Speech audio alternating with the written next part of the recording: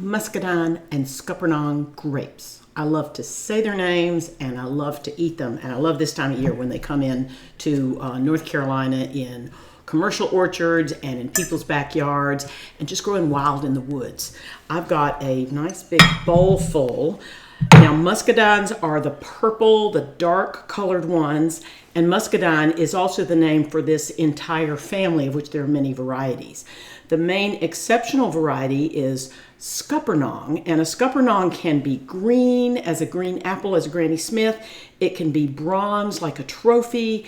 It can be golden brown. The Scuppernongs are lighter colored. The flavor is a little different. I would say that the purple dark muscadines have a more grapey, grape jelly, familiar grape flavor, and the Scuppernong flavor is a little bit special, but they're both sweet, they're both wonderful, they're interchangeable. Now first I want to talk to you about how to eat them, and that is, for the eating ones, I've got this little batch. I get a CSA, Community Supported Agriculture box every other week from Tallgrass Food Box, which is an incredible CSA based in Durham, North Carolina.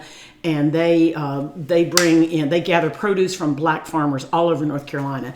And the treasure of my most recent box was Scuppernongs and muscadines. And what I love about these is that they are all different sizes. So these are from small gardens, old vines. Look at the size difference. So this one's almost as big as a ping pong ball, and that one's like a big blueberry.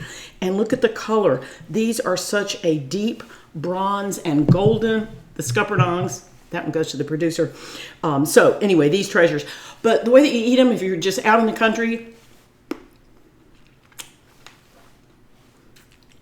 pop it in your mouth, bite down to get the hull out. Set that aside.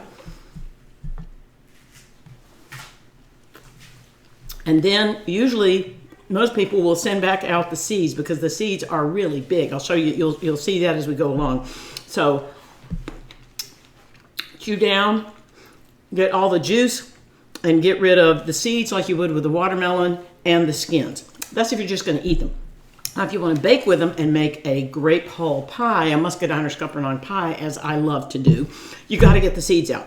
The old-fashioned way is to separate them, squeeze them apart, cook the pulp, press the seeds out. It's complicated. It's on my blog. I'll leave you a recipe in the description. But I figured out a way that's a little bit faster and simpler. I just cut them in half. So I cut Scuppernong grape, and of course the big ones are ideal here because it's a little less work. I cut them in half, and let's see, I'm doing all muscadines here. Let me grab a nice green Scuppernong. I cut them in half, and then I just take my index finger and I scoop out those seeds. And I put the holes, a part that I want right here, scooping out the seeds. Sometimes I use my thumb, sometimes I use my index finger. That way I've got half a grape and it's got no seeds and the peel. So for the pie, you want the peel. It's kind of tough. You don't want to eat it outright, but when you cook it, the peeling, the hull gets soft and it's absolutely delicious. So your job in this is to cut them in half, use your thumb or index finger to get those seeds out, and end up with halved grapes, just like that. And they're ready to go. Of course, if you want to eat them, you can do that too. But that's how we get started.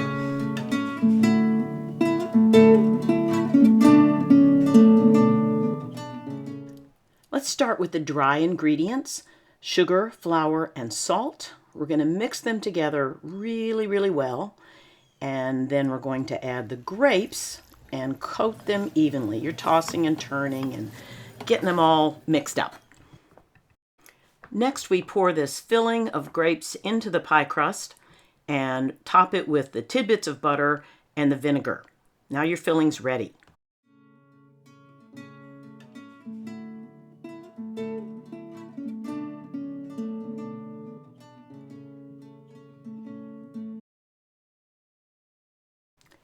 Now it's time for the top crust. We're going to slice it into long strips and lay those over the filling.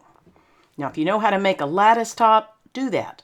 But I like to do a tic-tac-toe lattice. Just place the strips going in one direction with a little space, go the other direction, and you've got a hashtag pie crust top.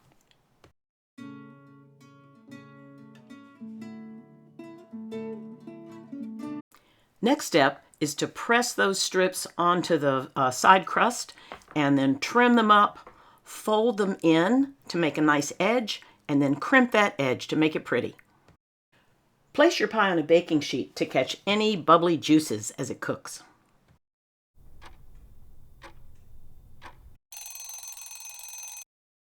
Muscadines make for a pinkish purple filling, but Scuppernong pies have wonderful beauty too.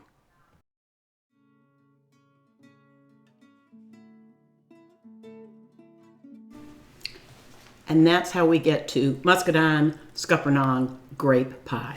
Want to take a taste here, a little ice cream to get the juice. Remember, I used a prepared pie crust to make it fast, but you can make your own. And let's just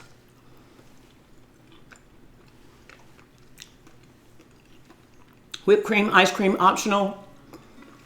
But this pie is wonderful all by itself.